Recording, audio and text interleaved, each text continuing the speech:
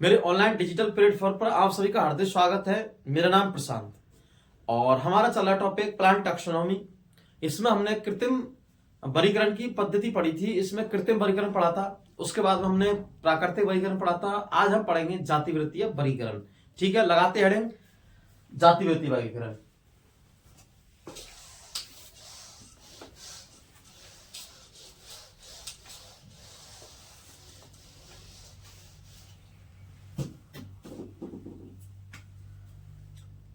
Third number का वर्गीकरण है हमारा जाति वृत्तीय वर्गीकरण।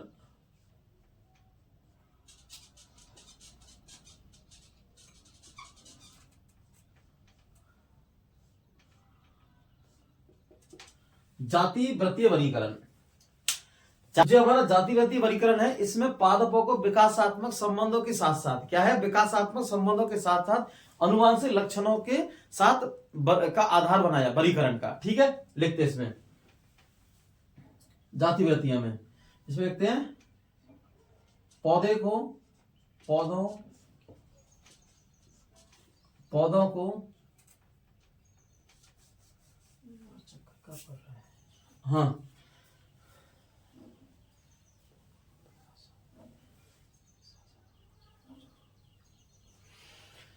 तो जो हमारा जाति वृत्तीय वर्गीकरण है, क्या है, जाति वृत्तीय वर्गीकरण है। इसमें क्या है, पौधों को विकासात्मक संबंधों के साथ क्या है, विकासात्मक संबंधों के साथ साथ अनुवांशिक लक्षणों के साथ वर्गीकरण का आधार बनाया।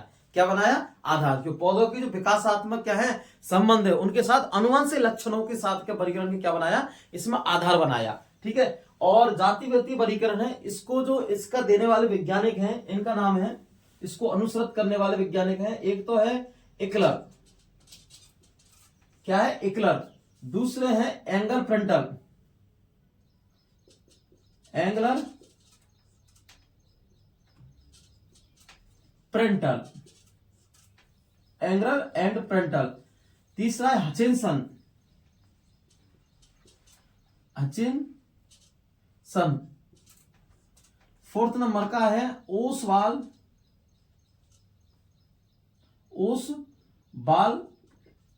टिप्पो। इनको जो देने वाले जो जातिवृत्तीय वर्गीकरण है, इसको देने वाले चार वैज्ञानिक हैं। एक तो है इकलर, क्या है, इकलर, एक है एंगलर, और एक है प्रेंटल, और एक है हचिनसन, और ओसवाल्ड टिप्पो। क्या है, ओसवाल्ड टिप्पो। इसमें से जो सर्वाधिक जातिवृत्ति अनुसृत करने वाले जो जातिवृत्तीय वर्गीकरण जिसके आधार पर दिया गया, ये दो है, इकलर और ओसवाल्ड टिप्पो का वर्गीकरण सर्वाधिक मान्य है। क्या है, मान्य, क्योंकि सर्वाधिक आधुनिक है और सर्वाधिक मान्य है। क्यों, उसका एक तो इकलर का और एक हुआ ओसवाल्ड टिप्पो का। किसका, ओसवाल्ड टिप्पो का। देने वाले तो चार वैज्ञानिक है। क्वेश्चन आता है इसमें से कि जातिवृत्तीय वर्गीकरण को देने वाले वैज्ञानिकों को नाम बताइए, तो इसमें चारों के नाम आएंगे, लेकिन सर्वाधिक मान्य है। कैसे सर्वाधिक मान्य है, तो एक तो आएगा इकलर और एक कौन सा आएगा, ओसवाल्ड टिप्पो का वर्गीकरण। तो इसमें आज हम इकलर और ओसवाल्ड टिप्पो का वर्गीकरण पढ़ेंगे। ठीक है, लगाते हैं जातिवृत्तीय वर्गीकरण क्या है।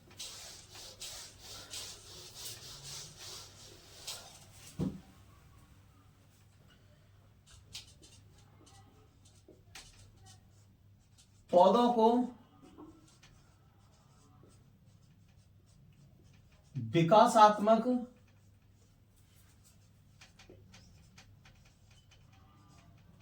संबंधों के साथ साथ पौधों को विकासात्मक संबंधों के साथ साथ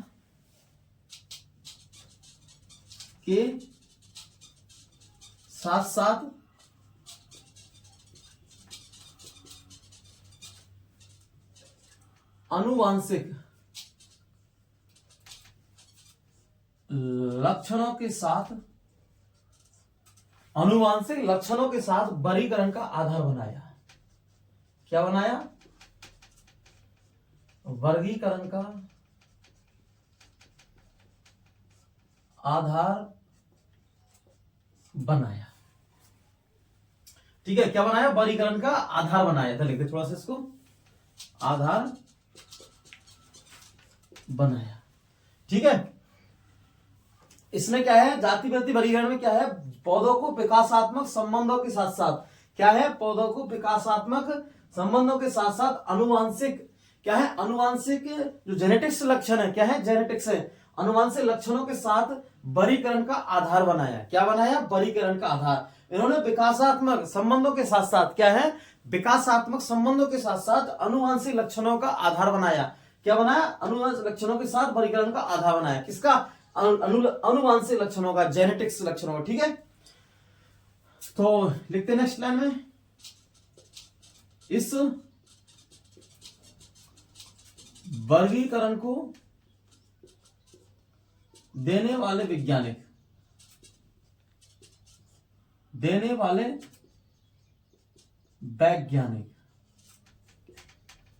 के नाम,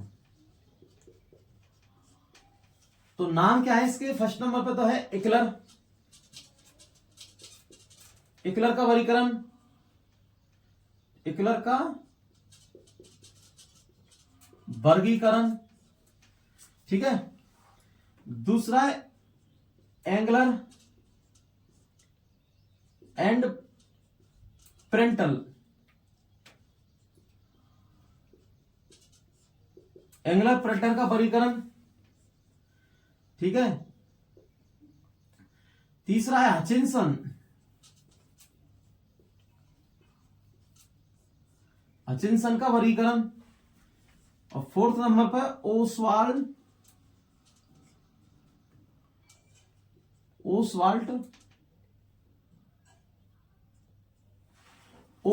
टिप्पो का वर्गीकरण, टिप्पो का वर्गीकरण। क्या है, ओसवाल्ट टिप्पो का वर्गीकरण। हमने इसके जाति देने वाले वैज्ञानिक है, इकलर का वर्गीकरण, एंगलर प्रेंटल का वर्गीकरण, हचिंसन का वर्गीकरण। ये चार वैज्ञानिक हैं जो उसको जातिवृत्ति वर्गीकरण को देते हैं। क्या देते हैं, जातिवृत्ति को। लेकिन इसमें भी जो सर्वाधिक मान्य है और जिसको देने वाले वैज्ञानिक हैं, जिसका वर्गीकरण हम पढ़ते हैं, तो खाली दो हैं, एक तो इकलर का है और एक है ओसवाल्ड टिप्पो का। क्योंकि ये आधुनिक और सर्वाधिक मान्य वर्गीकरण है। क्या है, एक तो आधुनिक है और सर्वाधिक मान्य वर्गीकरण है। किसके, इकलर के और ओसवाल्ड टिप्पो के। ठीक है, अब लगाते हैं हम इकलर का वर्गीकरण पढ़ेंगे हम। ठीक है, आप साथ साथ में लिख लो, बिल्कुल नोट्स हैं और इनको साथ साथ में लिखो, मैं रब कर रहा हूं इसको। ठीक है,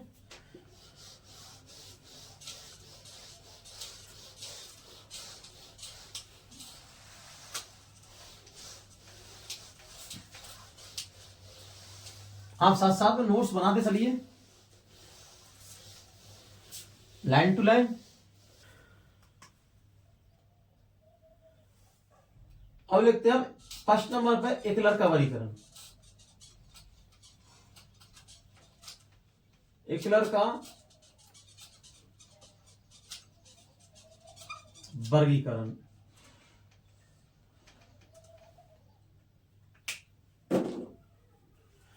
इकलर ने क्या किया है, हाँ, क्या है इकलर का वर्गीकरण। इकलर ने प्लांटों को दो भागों में बांटा गया है। क्या है, प्लांटों को दो भागों में, एक तो अपुष्पीय, एक पुष्पीय। और अपुष्पीय को लोअर प्लांट और हायर प्लांट। क्या है, लोअर प्लांट और हायर प्लांट। लोअर में थेलोफाइटा, क्या है, थेलोफाइटा, और हायर में है ब्राफाइटा, टेरिडोफाइटा।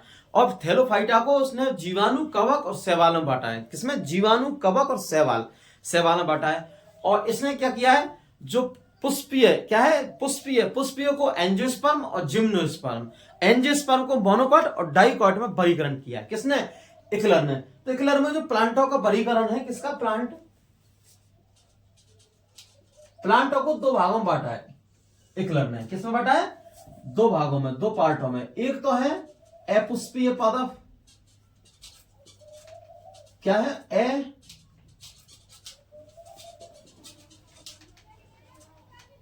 अपुष्पीय। दूसरा है पुष्पीय।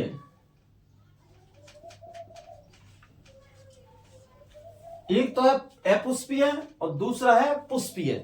ठीक है,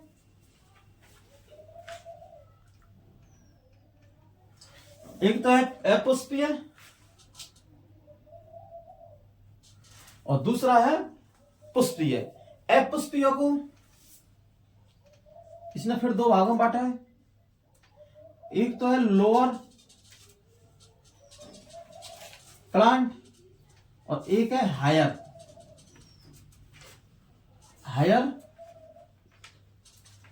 प्लांट। लोअर को थैलोफाइटा में, किसमें? थैलोफाइटा में। लोअर किसे बांटा? थैलोफाइटा में। थैलोफाइटा को तीन में बांटा है। एक तो है जीवाणु बैक्टीरिया, एक है कवक और एक है शैवाल।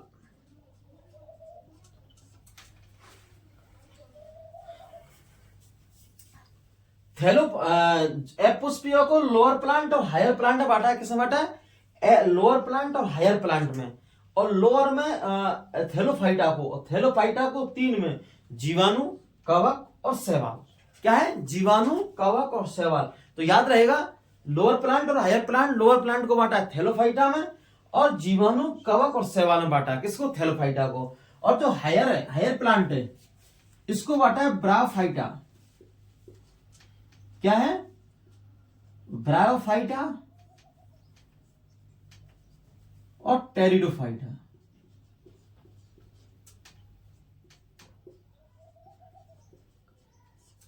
किससे बांटा है? ब्रायोफाइटा और टेरिडोफाइटा में। किससे बांटा है?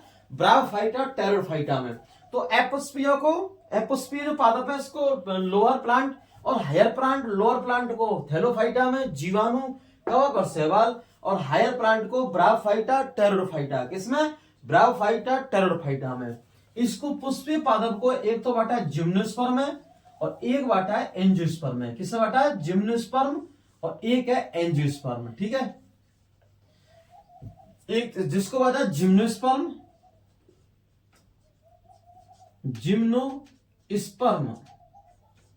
और एक बांटा है एंजियोस्पर्म।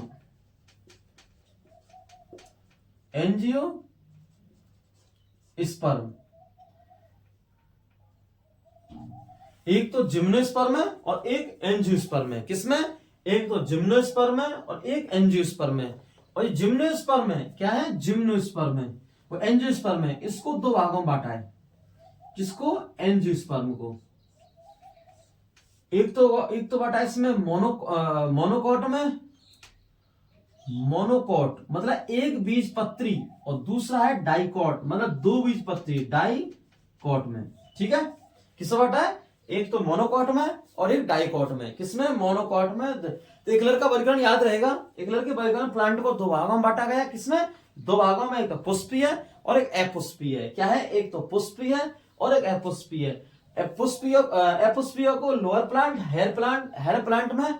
जो लोअर प्लांट है, इसको थैलोफाइटा, जीवाणु थैलोफाइटा में, और थैलोफाइटा को फिर तीनों में, जीवाणु, कवक और शैवाल में। और लोअर हायर प्लांट की बात करें, किसकी करें? हायर प्लांट की। तो हायर प्लांट को ब्रायोफाइटा में, टेरिडोफाइटा में। किसमें? ब्रायोफाइटा में और टेरिडोफाइटा में। अगर हम बात करें पुष्पीय की, किसकी? पुष्पीय पादप की, पुष्पीय की मतलब फ्लावर प्लांट की। तो फ्लावर प्लांट की बात करें तो इसमें जिम्नोस्पर्म को, किसको? जिम्नोस्पर्म को और एंजियोस्पर्म को। एंजियोस्पर्म को दो भागों में, मोनोकोट, डाइकोट, एक बीजपत्री, दो बीजपत्री। ठीक है, तो एकलर का वर्गीकरण कंप्लीट हुआ। उतार लिख लो इसको, एकलर का वर्गीकरण। ठीक है, अब पढ़ेंगे हम ओसवाल्ड टिप्पो का वर्गीकरण। किसका पढ़ेंगे? ओसवाल्ड टिप्पो का वर्गीकरण सेकंड नंबर पर। क्योंकि इसके जो जातिव्यक्ति वर्गीकरण है, इसने दिए तो चार वैज्ञानिकों ने। किसने? एक तो एकलर ने, एक दी इसने एंगल प्रेटल ने और हचिंसन ने और ओसवाल्ड टिप्पो ने। लेकिन सर्वाधिक मान्य है जातिविद वर्गीकरण को, जिसको क्या अनुसरित करते हैं, तो दो ही वैज्ञानिक हैं। कौन से? दो ही वैज्ञानिक है, एक तो एकलर और दूसरा क्या है? ओसवाल्ड टिप्पो। तो हम एकलर का वर्गीकरण कंप्लीट कर चुके हैं। अब पढ़ेंगे हम ओसवाल्ड टिप्पो का सेकंड नंबर का। ठीक है,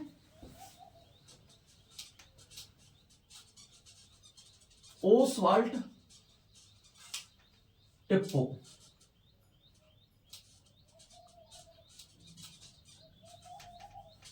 ओसवाल्ड टिप्पो का वर्गीकरण क्या पढ़ेंगे? ओसवाल्ड टिप्पो का वर्गीकरण। किसका वर्गीकरण? ओसवाल्ड टिप्पो का। किसका वर्गीकरण पढ़ेंगे हम? ओसवाल्ड टिप्पो का। ठीक है, अब ओसवाल्ड टिप्पो का क्या पढ़ेंगे हम? वर्गीकरण। तो ओसवाल्ड टिप्पो का वर्गीकरण यह सर्वाधिक मान्य व आधुनिक वर्गीकरण है। एक तो इसने पादपों को दो समूहों में बांटा है। कैसे बांटा है? इसने पादपों को दो समूहों में बांटा गया। एक तो है थैलोफाइटा और एक है एम्ब्रियोफाइटा। क्या है? थैलोफाइटा और एम्ब्रियोफाइटा। ठीक है, लिखते हैं इसमें। यह है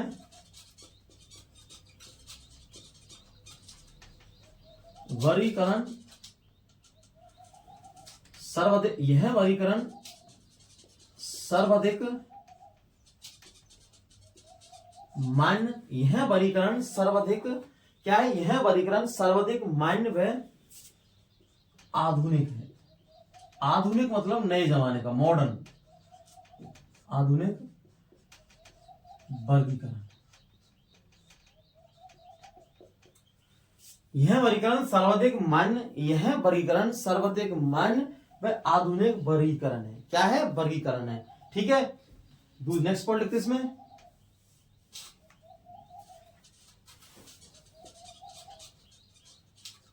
इसमें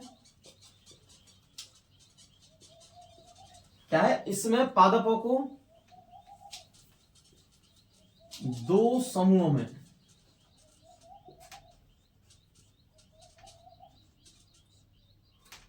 बांटा गया है। क्या है? इसमें पादपों को दो समूहों में बांटा गया है। क्या गया? दो समूहों में बांटा गया है। किसमें? इसमें, जो ओस वाले टिप्पो, इसमें पादपों को दो समूहों में बांटा गया है। क्या करें? इसमें पादपों को दो समूह में बांटा गया है। कौन से है? एक तो है थैलोफाइटा, फर्स्ट नंबर क्या है? थैलोफाइटा, थैलोफाइटा, और दूसरा है एम्ब्रियोफाइटा। एक तो है थैलोफाइटा, दूसरा क्या है? एम्ब्रियोफाइटा।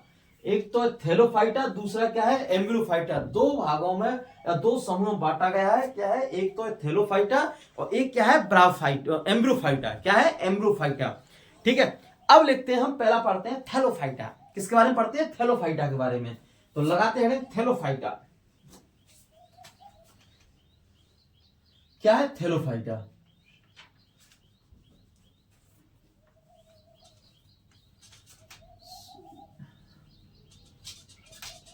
थैलोफाइटा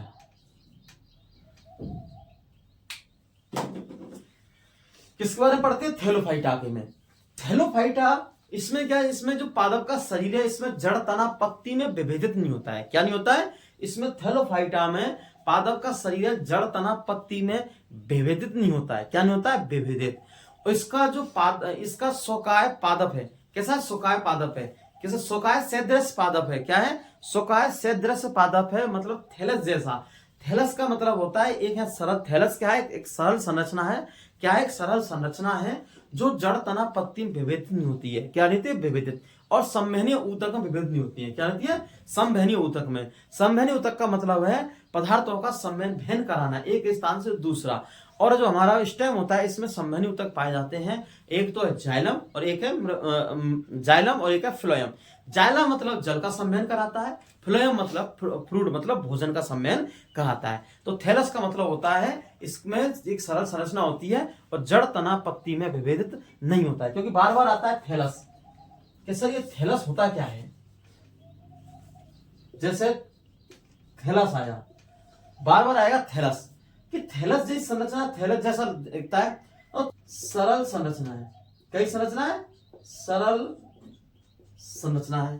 क्या है? सरल संरचना है, एक चीज। दूसरा क्या है? इसमें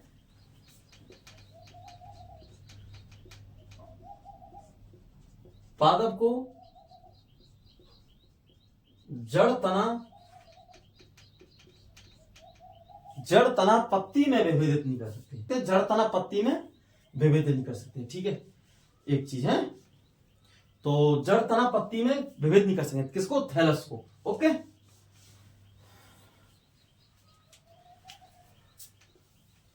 तो लिखते हैं इसमें। हाँ,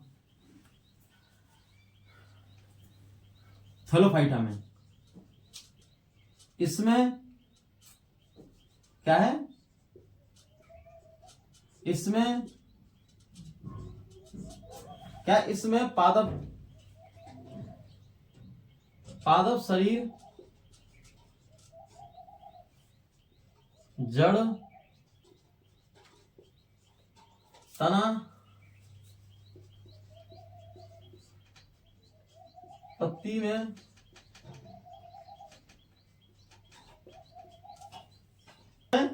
इसमें पादप शरीर जड़ तना पत्ती में विभेदित नहीं होता है, नहीं होता है। इसमें पादप शरीर जड़ तना पत्ती में विभेदित नहीं होता है। क्या नहीं होता है? इसमें पादप शरीर जड़ तना पत्ती में विभेदित नहीं होता है। किसमें होता है? ना तो जड़ में, ना तने में, ना पत्ती में विभेदित नहीं होता है। ठीक है, नेक्स्ट देखते हैं।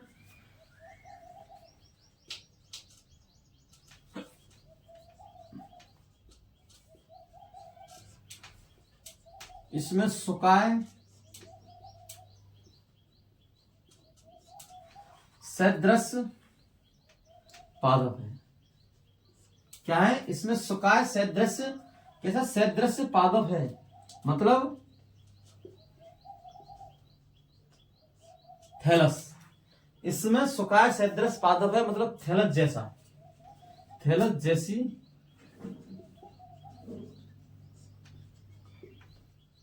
संरचना। क्या है? थैलस जैसी संरचना। कैसी? थैलस जैसी संरचना है। क्या है? थैलस जैसी संरचना है। क्या थैलस जैसी संरचना तो होता है, ऊपर लिखा चुके जड़ तना पत्ती में विभेद मिलता है। कैसे मिलता है? यह एक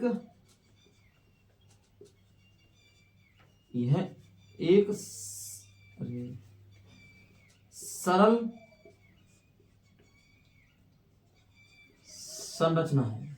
यह एक सरल संरचना है। एक चीज, इसमें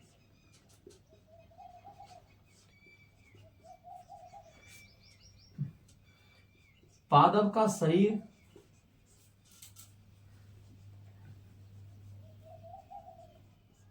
जड़ तना और पत्ती में विभेदित नहीं होता है। किसमें लिखता है? जड़ तना पत्ती में विभेदित नहीं होता है। ठीक है, इसको मैं और ऊपर लिखूं थोड़ा सा है, इसमें जड़ तना पत्ती विभेदित नहीं होता है। ओके, ठीक है। अब हम इसको रफ कर रहे हैं, इसको ऊपर लिखता हूं मैं। नेक्स्ट पॉइंट, और हेलोफाइटा को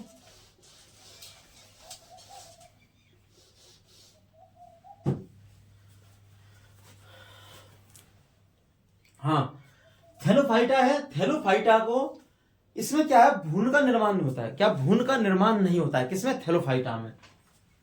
देखते हैं नेक्स्ट। इसमें भ्रूण का निर्माण नहीं होता है। इसमें क्या है? इसमें भ्रूण का निर्माण नहीं होता है। क्या नहीं होता है? इसमें भ्रूण का निर्माण नहीं होता है। किसमें? थैलोफाइटा में। क्या? इसमें भ्रूण का निर्माण नहीं होता है। तो इसमें लैंगिक अंगों के, नेक्स्ट देखते हैं, लैंगिक अंगों के चारों ओर, इसमें लैंगिक अंगों के चारों ओर बंद जैकेट। कैसी है? बंद जैकेट आवरण एब्सेंट होता है। क्या होता है? एब्सेंट होता है। जब इसके अंदर भ्रूण का निर्माण नहीं होगा, क्या नहीं होगा? भ्रूण का निर्माण नहीं होगा, तो इसमें फिर लैंगिक अंगों को चारों ओर बंद जैकेट नहीं बनेगी। क्या नहीं बनेगी? बंद जैकेट आवरण एब्सेंट होगा। क्या होगा? बंद जैकेट आवरण एब्सेंट होगा। या फिर दूसरी भाषा में कह सकते हैं कि लैंगिक अंगों के जो क्या है, लैंगिक अंगों के चारों ओर बंद जैकेट आवरण है, वो एब्सेंट है। क्या है? एब्सेंट है। तो इसके अंदर भ्रूण का निर्माण नहीं होगा। ठीक है, इसमें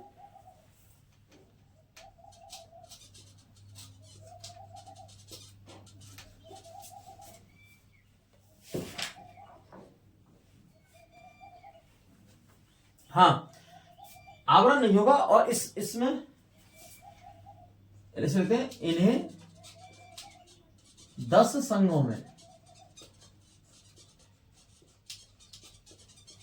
बांटा गया है। इन्हें 10 संघों में बांटा गया है। किसको? थैलोफाइटा को इन्हें 10 संघों में बांटा गया है। पहला 1 से 7 संघ है। क्या है? 1 से 7। इसमें तो आते हैं हमारे शैवाल। क्या है? शैवाल।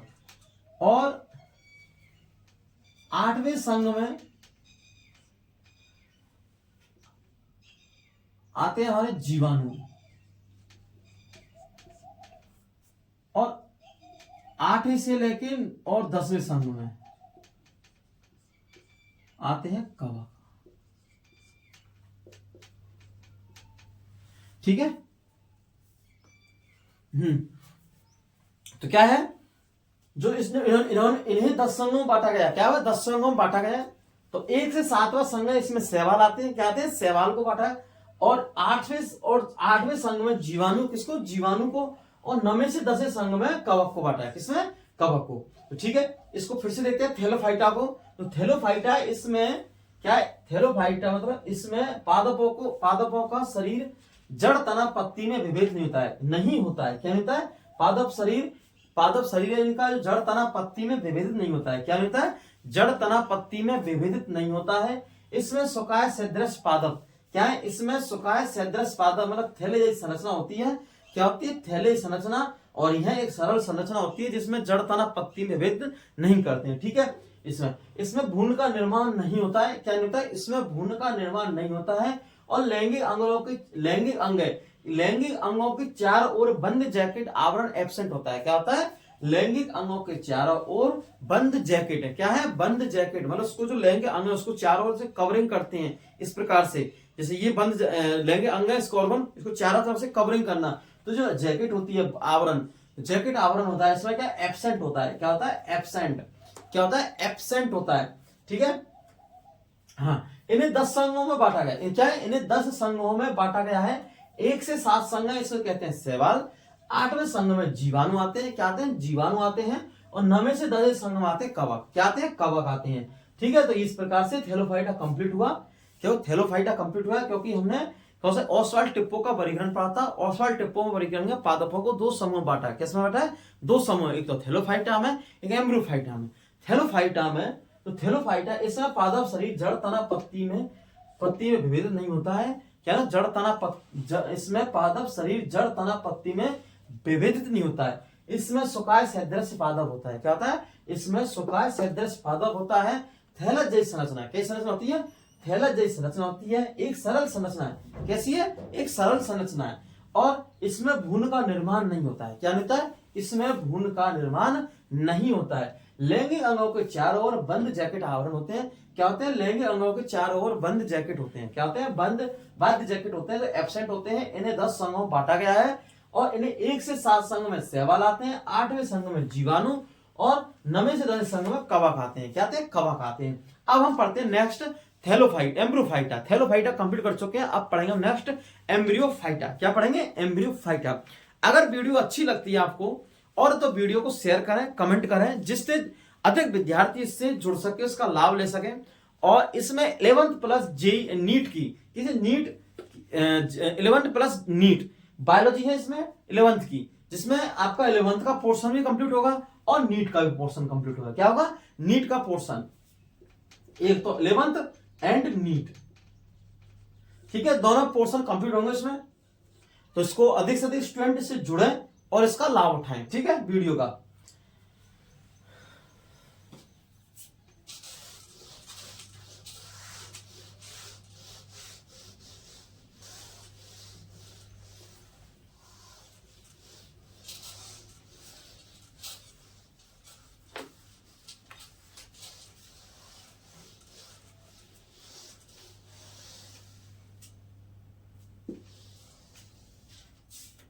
अब लगाते हैं हेडिंग हम सेकंड।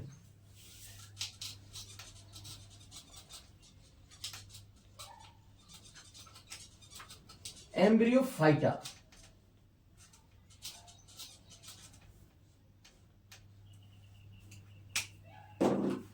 क्या है, एम्ब्रोफाइटा। एम्ब्रोफाइटा में इसमें उसका उल्टा है, विपरीत है। क्या है, विपरीत है। इसमें शरीर, रूट, जड़, स्टेम, तना, पत्ती, लीव्स में विभेदित होता है। इसमें शरीर, जड़, तना, पत्ती में, इसमें शरीर, जड़, तना, पत्ती में विभेदित होता है। क्या होता है, इसमें शरीर, जड़, तना, पत्ती में विभेदित होता है। क्या होता है, विभेदित होता है। ठीक है, इसमें भ्रूण का निर्माण होता है। क्या होता है, इसमें भ्रूण का निर्माण होता है। क्या होता है, इसमें भ्रूण का निर्माण होता है। क्या होता है, भ्रूण का निर्माण। इसमें जो भ्रूण का निर्माण होगा तो जो लैंगिक अंग है उनको चारों ओर क्या बन जाएगा, जाकेट, जो बंद जाकेट है वो प्रेजेंट होगी। क्या होगी, प्रेजेंट, उपस्थित होगी। तो इसमें लैंगिक अंगों के चारों ओर बंद जैकेट। इसमें लैंगिक अंगों के चारों ओर बंद जैकेट, किसकी, बंद जैकेट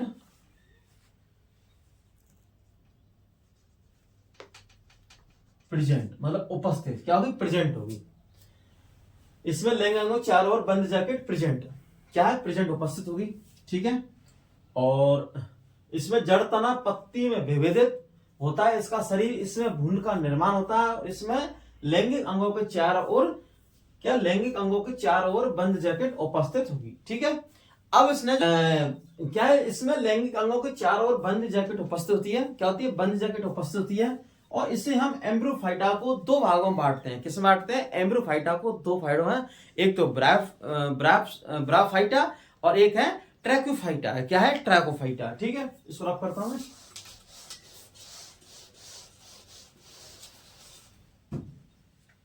ये हमारा एम्ब्रियो फाइटा है। कौन सा है, एम्ब्रोफाइटा। इसको हमने दो भागों में बांटा है। किसमें, एम्ब्रोफाइटा को हम दो भागों में बांटते हैं। एक तो हमारा है ब्रायोफाइटा, ब्रायोफाइटा, और एक है ट्रैकोफाइटा, ट्रैकोफाइटा।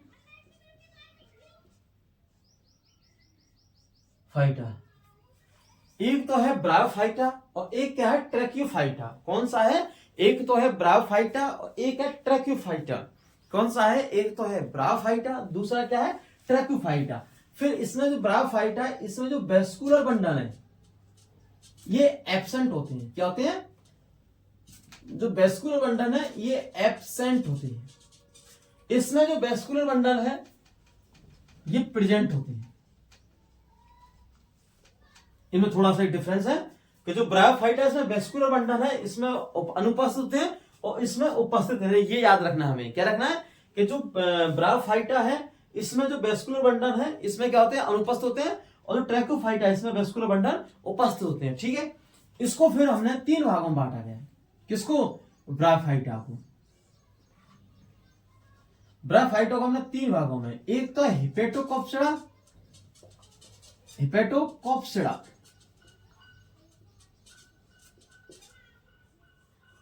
हिपेटोकॉप्सिडा में है, इस कहते हैं हम हॉर्नवर्ट, वो लिवर वर्ट, सॉरी लिवर वर्ट। एक है हमारा, हाँ, फर्स्ट नंबर का तो हमारा हिपेटोकॉप्सिडा और सेकंड नंबर का हमारा है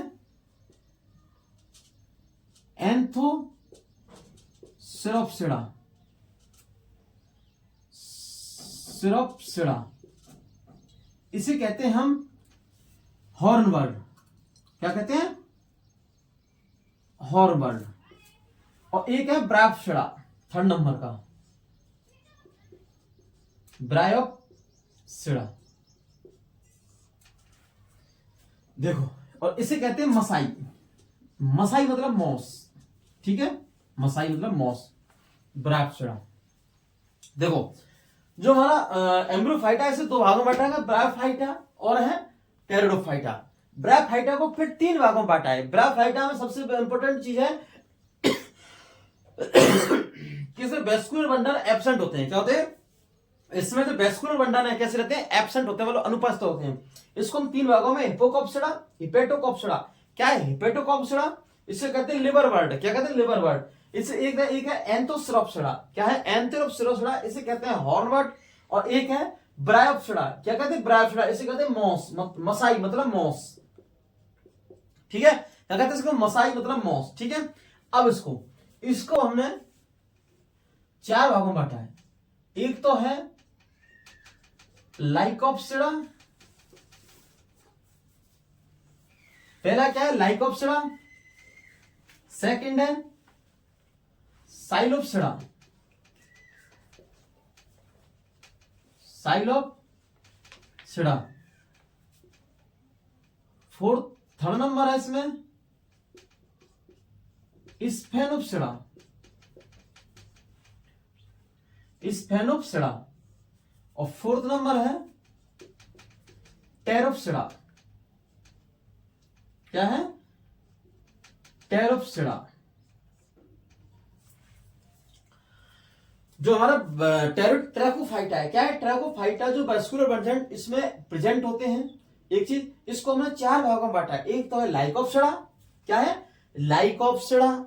दूसरा साइलोप्सिडा, और है तीसरा स्फेनोप्सिडा, स्फेनोप्सिडा। और चौथा है हमारा टेरोप्सिडा। क्या है? टेरोप्सिडा। सिड़ा है। क्या है? सिड़ा। क्या है? सिड़ा, लाइकोप्सिडा। और फिर उसके बाद में साइलोप्सिडा और स्पेनोप्सिडा। पीछे के डिजिट सेम है, आगे कहा है साइलो, लाइको, साइलो, स्पेनो। ऐसा याद रखते हैं इसको। देखो थोड़ा सा कठिन पड़ता है ये, थोड़ा सा नहीं, लेकिन ऐसा कठिन नहीं, याद नहीं रख सकते।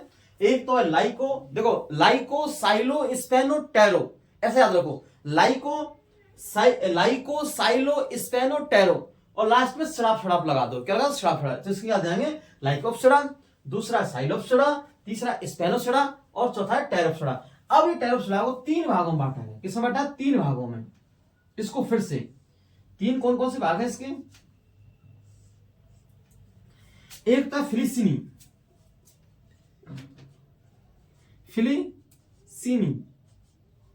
एक तो फिलिसिनी, ऐसे फिलिसिनी। एक हमारा वही जिम्नोस्पर्म,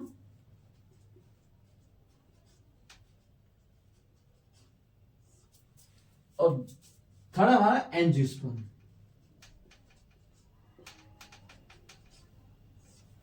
एंजियोस्पर्म को दो भागों में,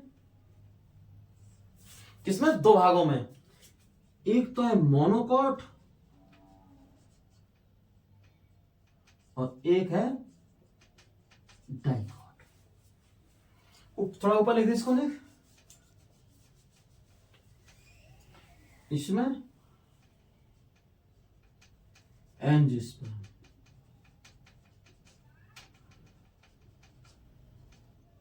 किसमें? एंजियोस्पर्म।